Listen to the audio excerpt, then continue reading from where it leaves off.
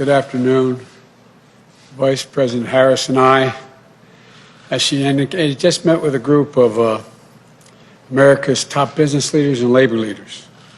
And I must tell you, it reinforced what I thought from the beginning. We're ready to come together. The unity was astounding. I want to go back and talk about the people who actually participated in that. I'm going to list all the people who, just so you know who we spoke with. Number one, there was Mary Barra, CEO of General Motors, Brian Cornell, CEO of Target, Mr. Nadell, CEO of Microsoft, Rory Gamble, President of the UAW, Mary Kay Henry, President of SEIU, Mark Perrone, President of the UFCW, Lee Saunders, President of AFSCME, and Sonia Singhal, President of GAP, Richard Trumka, President of the AFL-CIO. It was really encouraging, quite frankly, to get people, business and labor, together, agreeing on the way forward, which I'm convinced the American people will be ready to do when they hear what we have in mind.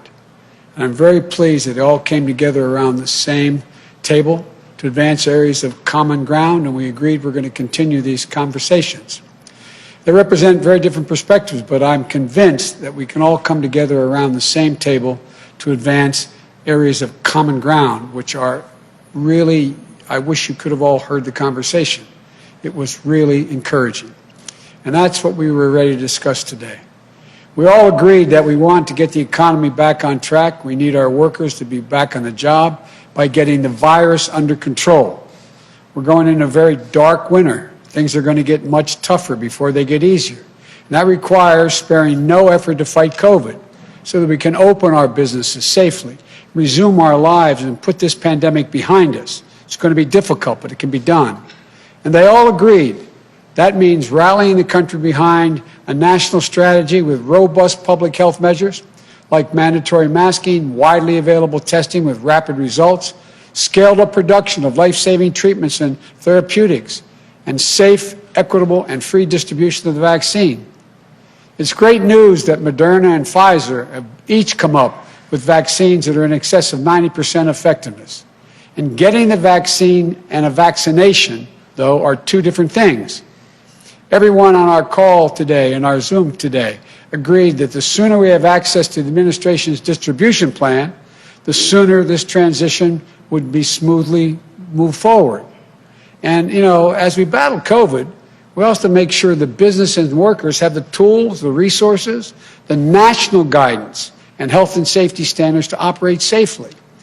And we can do that. We can bring Democrats and Republicans together, work with business and labor to deliver those necessary resources. And for millions of Americans who've lost hours and wages or have lost their jobs, we all agreed on our call that we can deliver immediate relief and it need be done quickly. Affordable health care for millions of people who have lost it or are in danger of losing it. Child care, sick leave, family leave, so workers don't have to choose between work and family. Corporate America agreed on this today, the folks on the call.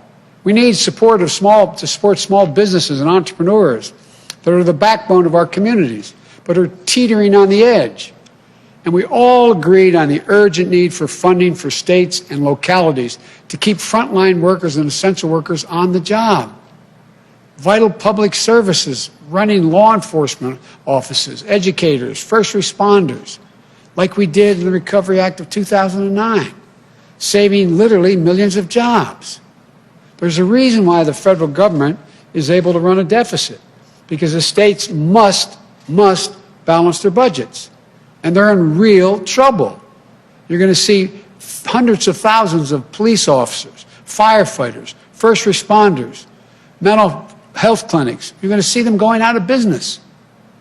Right now, Congress should come together and pass a COVID relief package like the HEROES Act that the House passed 6 months ago.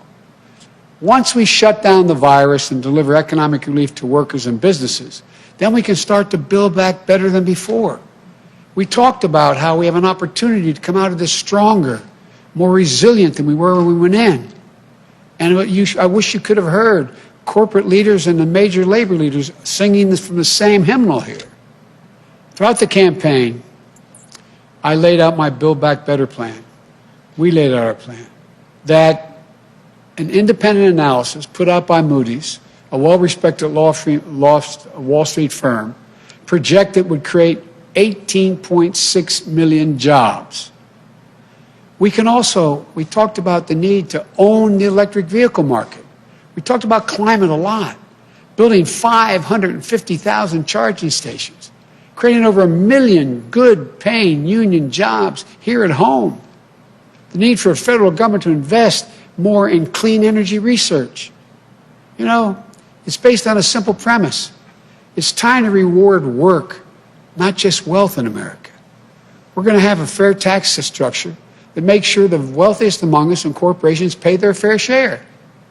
Our plan will create millions of good-paying union jobs in manufacturing, building the vehicles, products, technologies that we're going to need for the future to compete with the rest of the world. From autos to our stockpiles, we're going to buy American.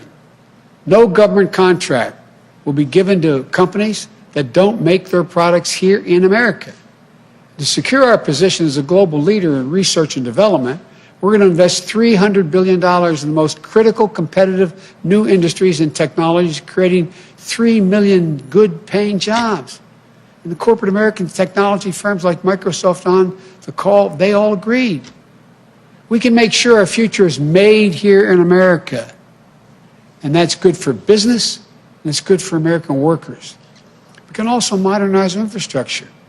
Roads, bridges, ports, 1.5 million new affordable housing units, high-speed broadband we talked about, for every American household, which is more important than ever for remote learning, remote working, telemedicine in the 21st century. Building a digital infrastructure to help businesses, healthcare workers, first responders, and students. $100 billion to rebuild our crumbling schools.